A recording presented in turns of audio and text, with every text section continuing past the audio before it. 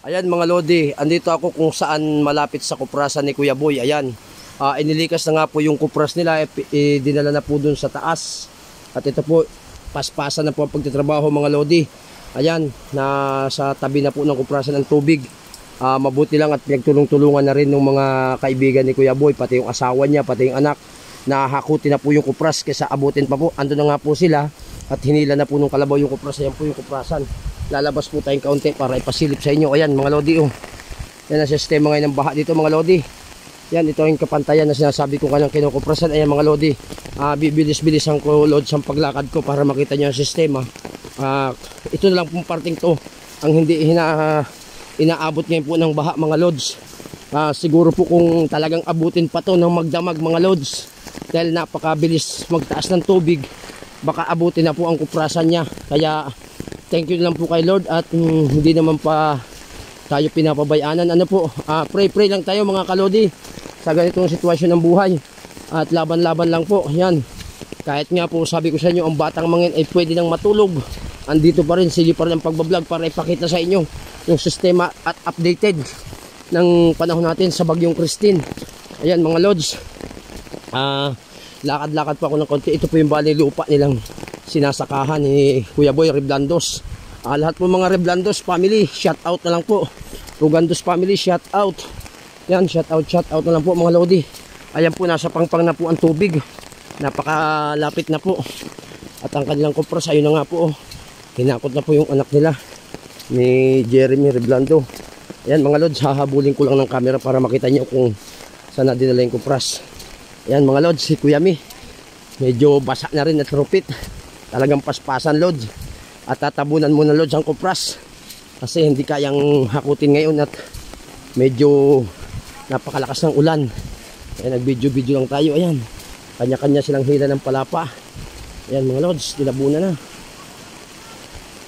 Ayan mga Lods, so dito lang nila sa parting mataas yung kupras. Ayan mga Lodi,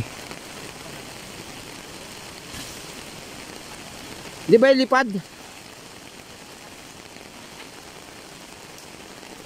Nero mo wala yan? Nero mo da? Kita nila, di makatabang pa kita. Ay ni. Ay. Kakay na sila nga ni, mawala pa. Sana wala naman kumuha mga Lodi. Ayan yung kupras na Kuya Boy. Lagay dito sa parting mataas mga Lodi. Ayan na Kuya Ton, nandito na Kuya Ton. Yung kupras ninyo oh. Alam mo kade kung saan kading lugar. Oh. Dito na kami, malapit na sa pantay, pa uli na. Ilang sako? Yun na Manong Leng, at bibidyohin ko itong likod natin. Yan. Kita nyo naman mga Lodi, malapit na ng tubig dito sa kuprasan din ni Tamando. Oh, kasilip ko sa inyo ng madali. Ayan na Lods, oh. Oh, grabe na, arimburong ng tubig. Oh, kung gaano kalalim na mga Lodi. Napaka, yung kapantayan na sinasabi ko, dito na yung mga lahat ng kalabaw, itinali na lahat, mataas na lupa, mataas na lugar. Yan. Oh, kita nyo kung gaano kalakas ang tubig. Pumasok na rin doon kay Tatamyas sa taas. Lupa ni Tamyas, ando na. Lubog na rin ang mga sagingan doon ni George.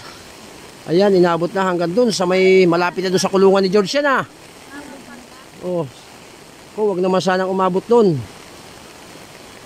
Grabe, lakas. Ayan mga Lodi oh. Ano katindi. Yan. Dito kami lahat Lord para video-videohin lang to.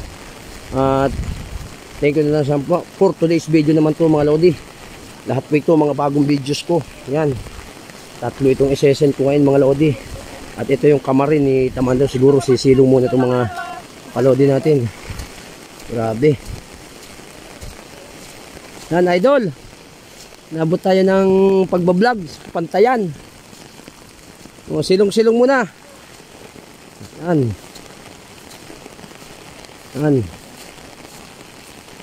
Yung mga Lodi. Ayan, nandito lahat ng mga kalabaw. Yun. Yan, Lodi. Ayan. At napakalawak ng tubig dito mga Lodi. Ayan. Yung kunting kamalig ni Tamando. Ayan, tiyan yung mga Lodi kung anong kalawak na baha dito. Ayan na. sa prutan lot. Grabe na, ubos na oh. Yan.